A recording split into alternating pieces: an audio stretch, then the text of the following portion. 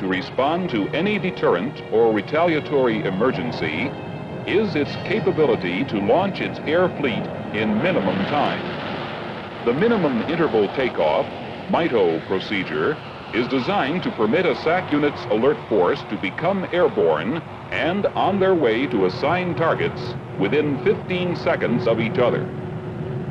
Such effective strategic deterrence depends not only on the immediate readiness of SAC forces, but on the Commander-in-Chief's knowledge at all times of the availability of these forces for employment. The SAC Automated Command and Control System, SACS, provides instant information on the operational status of Strategic Air Command's aircraft and missiles. To explain, let's cite a hypothetical example at the 22nd Bombardment Wing, March Air Force Base. Suppose during the pre-flight of one of the B-52s just seen taking off, a hydraulic leak was discovered in a wheel strut. The malfunction is reported immediately to Job Control. Within a few moments, a work order is issued for a specialist to be dispatched to repair the leak. Simultaneously, Job Control advises the wing command post of the disabled aircraft as the CP keeps tab of all critical wing activities. Once the wing commander has been advised of the change in status of his alert force, the controller sends an official report via the SAC's data transmission subsystem to the SAC's data processing computer. Here, the message is automatically error-checked, acknowledged, and the computer database updated.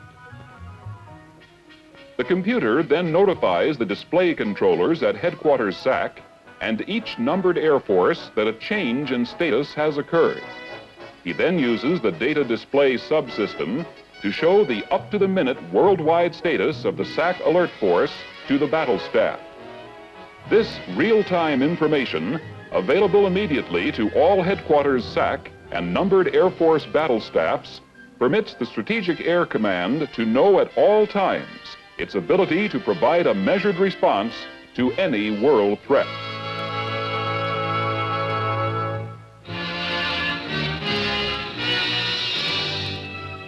The 351st Strategic Missile Wing, Whiteman Air Force Base, Missouri, was one of the sites selected to conduct the Giant Plow reliability tests. Objectives were to determine the capability of Minuteman launcher closures to function after being closed for extended periods in all kinds of weather. At the test site, preparations included building a barrier of sand and dirt to prevent the door from running off its tracks when open. A velocity meter was installed to record the data needed to determine the speed and distance traveled by the door. Giant Plow Test Director was Lieutenant Colonel Charles S. Coey. Prior to blastoff, Colonel Coey made sure that men and equipment were ready. EOD personnel were on hand to see that safety procedures were followed, both before and after the test. Everything set, Colonel Coey uses a bullhorn to relay the countdown to men outside the pad area. Inside the area, Master Sergeant Sherwood, the test director's assistant, called the countdown. On signal, the door was opened and impacted against the heavy barrier. Several angles of the action, plus one in slow motion, show more clearly how the door reacted during the test.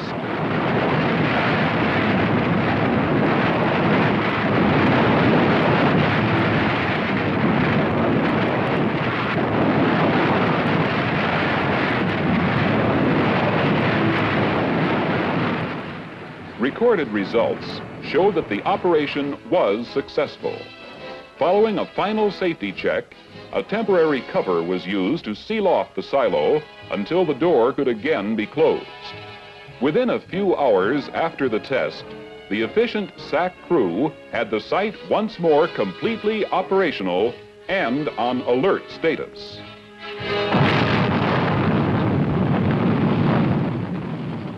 With Minuteman sites on alert status, The missiles can be launched any time of the day or night.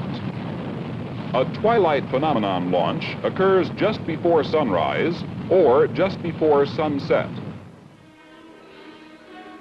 In this test, the first stage separated from the three-stage solid rocket and tumbled through the atmosphere, as the second stage pushed the payload higher into space.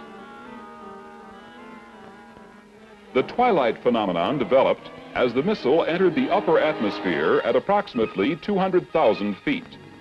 The gas particles and the ice crystals, which formed in the super cold environment, reflected the high-altitude sunlight. Responsibility for this operation was shared jointly by SAC and the Logistics Command. The objective of this twilight phenomenon launch, known as Project Glass Pole, was to test the performance of missile components previously exposed to extremely low and extremely high temperatures.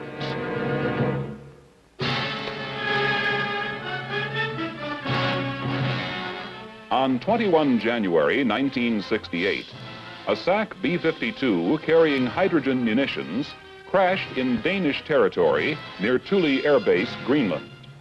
The Stratofortress crashed after an uncontrollable fire filled the cockpit with heavy smoke. The weapons were not armed and incapable of nuclear yield. A SAC disaster control team from Offutt Air Force Base, under the command of Major General Richard O. Hunziker, began around-the-clock recovery operations of the contaminated materials.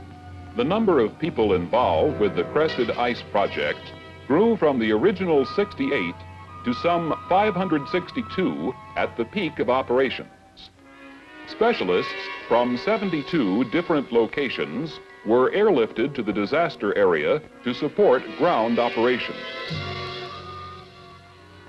A base camp constructed near the accident site made sustained activity possible in the hostile Arctic environment in which recovery operations proceeded. Heavy equipment plowed, piled up, and loaded the contaminated crust and debris into large steel containers for storage, shipment, and final disposition. Most of the personnel concerned with Project Crested Ice were working in an Arctic environment for the first time. The rapidity and efficiency with which all required tasks were accomplished demonstrated the high degree of professionalism of the SAC disaster control team.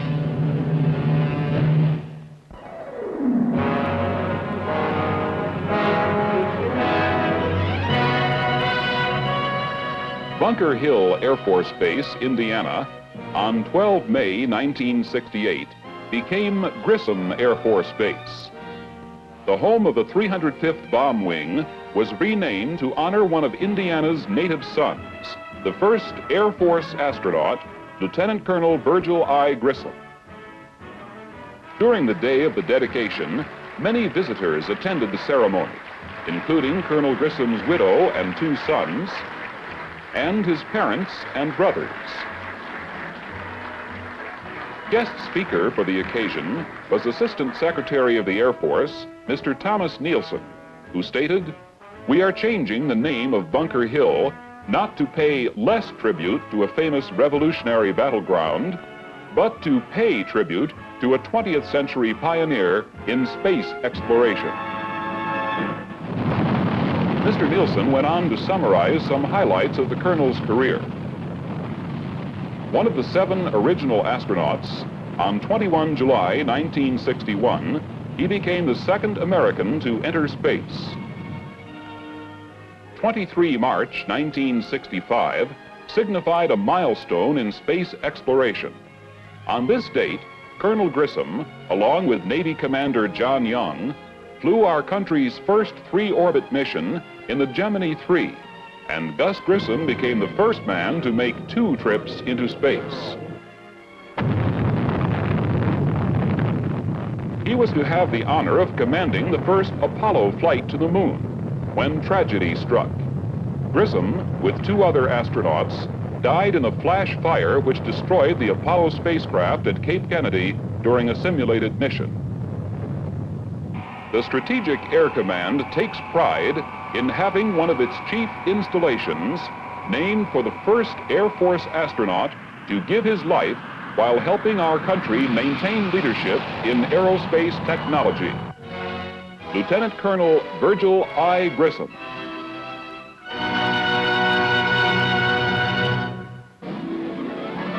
The McKay Trophy, established in 1911 by the late Clarence H. McKay, honors the most meritorious flight during the preceding calendar year. Presented at the Pentagon by the Air Force Chief of Staff, the award for 1967 goes to a SAC KC-135 crew. Major John W. Castile, Aircraft Commander, Captain Richard L. Trail, Pilot, Captain Dean L. Hoare, Navigator, and the refueling technician, Master Sergeant Nathan C. Campbell. This SAC air crew distinguished themselves when suddenly called upon to air refuel a Navy A-3 tanker. This tanker, in turn, was enabled to refuel Navy F-8 aircraft. In addition to this historic refueling feat, the professional competence of the SAC KC-135 personnel resulted in saving 6 Navy aircraft with their crews. General John P. McConnell, Chief of Staff, personally congratulated the men on their achievement.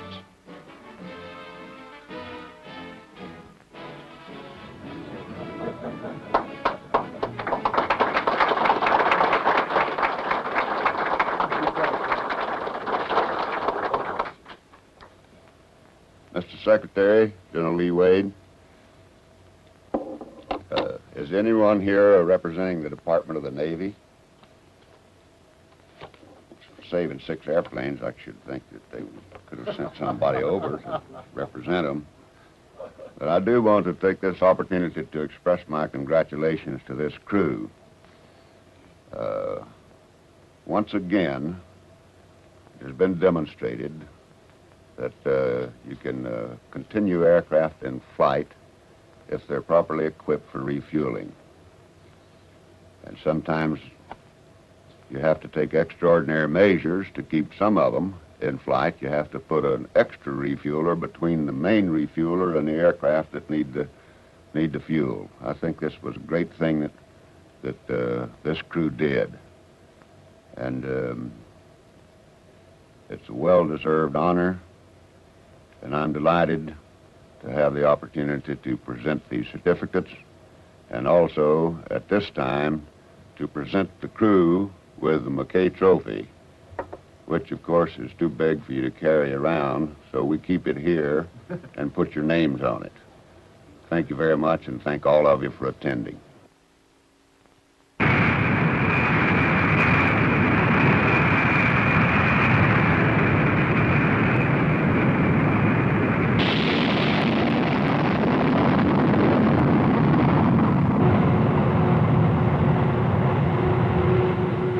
Taking off from bases in Thailand, on Guam, and Okinawa, SAC's B-52s head for targets in Vietnam to dump their huge bomb loads. During these strikes, they concentrate on areas indicating the most intense enemy pressure, sorties known as arc light. When bomb release point is reached, each stratofortress drops some 30 tons of explosives on targets more than 30,000 feet below.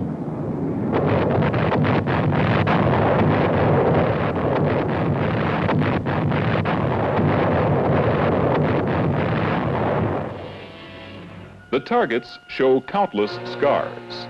The terrain following a B-52 assault has been described as looking as if it had been swept by a giant rake.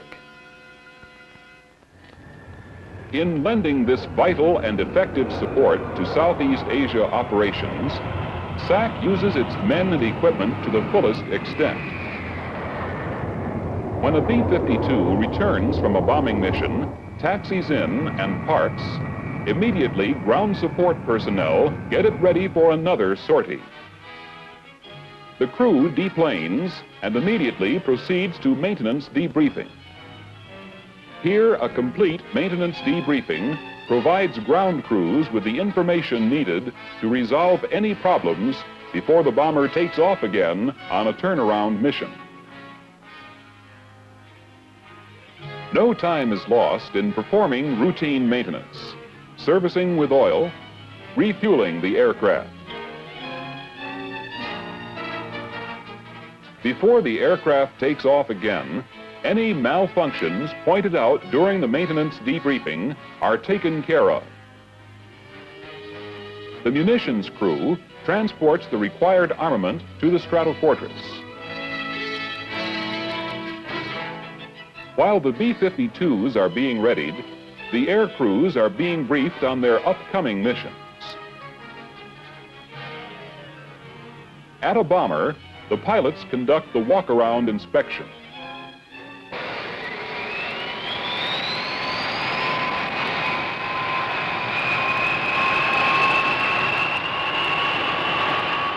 Everything ready, the B-52s taxi out and are soon on their way. Bombing accuracy and flexibility has been greatly improved in Southeast Asia since deployment of SAC's radar ground-directed bombing system. This system is known as Combat Sky Spot and is integrated into the tactical air control system. It is used by both the fighter bomber and SAC B-52s. The use of Combat Sky Spot has reduced the number of pre-planned B-52 strikes. Frequently, the bombers are launched to a predetermined point, and then they receive directions to the highest priority target from the Sky Spot controller. This procedure has greatly reduced SAC's reaction time in placing bombs on target. When hack is announced over the radio, the bombs are released. 3, 2, 1, hack!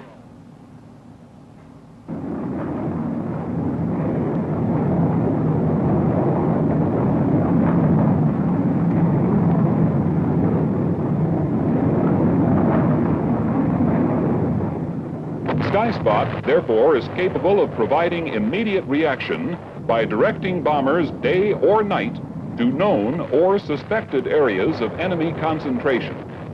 In summary, a combination of Combat Sky Spot and B-52s subjects enemy forces, supply areas, and lines of communication to constant threat, harassment, and destruction. On 29 July 1968, General Bruce K. Holloway became Commander-in-Chief of the Strategic Air Command. General Holloway replaced General Joseph J. Nazaro, whose new assignment is Commander-in-Chief Pacific Air Forces, Hickam Air Force Base, Hawaii. Some 3,000 people looked on as the SAC Band, Honor Guard, and various Air Force officers participated in the colorful ceremony. General Holloway's personal flag was uncased, symbolizing the change of command. The General's long and distinguished record of Air Force service includes many awards and decorations. Entering the United States Military Academy at West Point in 1933, he graduated in 1937. Proceeding to flying schools at Randolph and Kelly Airfields, Texas, he was awarded pilot wings in 1938. From 1939 to 1941, the General served his first major tour in Hawaii. Following various assignments and promotions to captain, major, and lieutenant colonel, he became a full colonel in 1943 while serving with the Flying Tigers, and later became this outfit's commander. In 1946, he commanded the Army Air Corps' first jet-equipped fighter group, performing pioneer service in the new field of tactical jet air operations. Graduating from the National War College in 1951, his promotions and responsibilities rapidly increased until in 1961, General LeMay, past commander of SAC, pinned on General Holloway's third star, and he became STRICOM's deputy commander at MacDill Air Force Base, Florida. After receiving his fourth star while commanding the United States Air Forces Europe, he began his assignment as Air Force Vice Chief of Staff. serving in this capacity until becoming the SAC Commander-in-Chief. While Vice Chief of Staff, General Holloway achieved the distinction of having flown every jet in the Air Force inventory by piloting the new SR-71 on a routine test mission. When the General deplaned, due recognition was accorded him for completing a most successful flight in SAC's newest reconnaissance weapon system. Concerning his appointment, General Holloway has this to say. As the new Commander-in-Chief of SAC, I welcome this opportunity to speak to many of you for the first time and to express my views on subjects which I consider of the greatest importance to all of us. I would like to emphasize that SAC will continue its role as this nation's primary deterrent to nuclear war, that it will continue to support the Allied forces operating against the communist thrust in Southeast Asia, and that it will remain responsive to meet the needs of national policy in the future. SAC's proud tradition in the Air Force has been built on the dedication and the professional acceptance of responsibility by every airman, non-commissioned officer, and officer of the command during its 23-year history. This heritage is now in our hands, yours and mine. And with your continued support, SAC will meet any demands placed on it today and build for the future. This is a hallmark of the command that I have noted, the ability to meet the challenges of today and yet prepare for those of tomorrow. In the future, we must meet our challenges with fewer and less experienced personnel, as well as a smaller portion of the Department of Defense budget. We will be using newer and more sophisticated equipment and be asked to continue demanding alert and training schedules. I know that I can count on each of you to carry out your part of this assignment. I'm especially proud to be a member of SAC, and I want to meet and talk personally with as many of you as I possibly can during the coming months.